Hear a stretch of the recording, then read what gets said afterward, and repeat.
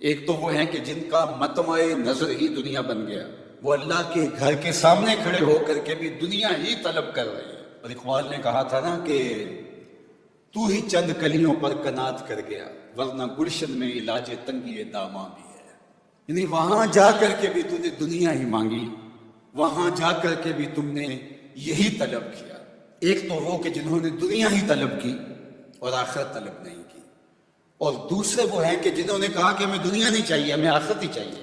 تو یہ توازن خراب ہو گیا۔ دنیا کی نعمتیں بھی اللہ نے انسانوں کے لیے بنائی ہیں، تو دنیا کی نعمتوں کو ترک نہیں کریں گے۔ حضور علیہ السلام کے ایک صحابی ہیں، تو حضور علیہ السلام نے دیکھا کہ وہ سخت کمزور ہیں، تو آقا کریم نے فرمایا کہ تم اتنے کمزور ہو، کیا ہوا؟ تم نے اللہ سے کوئی دعا تو نہیں کی تھی؟ جی حضور، میں نے اللہ سے دعا کی تھی کہ اللہ آخرت کے حصے کے دکھ بھی دنیا میں دے دے اور میری آخرت صاف ہو جائے۔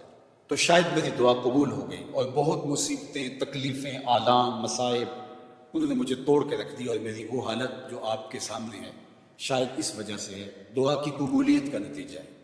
تو بظاہر تو بڑی اچھی بات لگ رہی ہے کہ آخرت صاف کر لی، دنیا میں ہی بھگت کے چلے جائیں، لیکن اللہ کے محبوب نے اس صحابی کی اس بات پر اس کو داد نہیں دی، نہ تحسین فرمائی، بلکہ اصلاح فرماتے ہوئے کہا کہ تو نے یہ کیوں کہا کہ آخرت کے حصے کے دکھ بھی دنیا میں آ جائیں؟ تو نے یہ کیوں نہیں کہا ربنا آتنا فی الدنیا حسنۃ وفی الآخرۃ حسنہ؟ اللہ دنیا میں بھی خیر کر دے، آخرت میں بھی خیر۔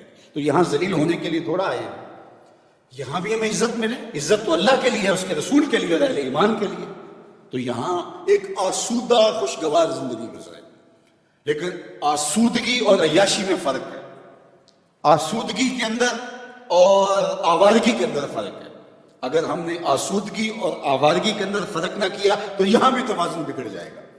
تو اس لیے ہمیں حسنات دنیا، تو حسنات دنیا کون سی ہوگی؟ دنیا کی وہ آسودگیاں جو شریعت کے دائرے میں ہمیں حاصل ہوتی ہیں اور تجاوز جس میں نہیں ہوتا، تو وہ ہم اللہ سے طلب کریں۔ اور اللہ کے محبوب کا یہ طریقہ تھا کہ دو چیزوں کے اندر جو ایسر تھی، یعنی آسان تھی، اس کو اختیار فرماتے۔ دین کو حضور نے مشکل نہیں بنایا،